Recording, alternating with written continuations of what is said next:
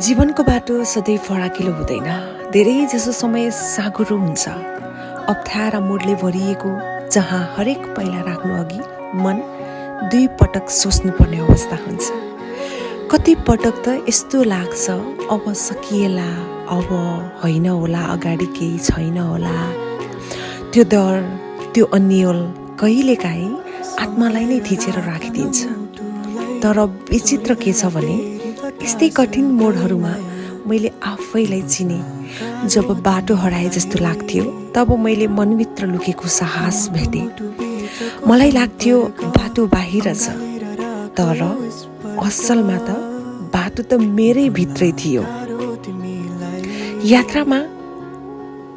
यात्राको सुरुवातमा सोच्थे म कता पुग्न खोजिरहेकी छु, गन्तव्य के हो अब बुझ्न थालेकी छु।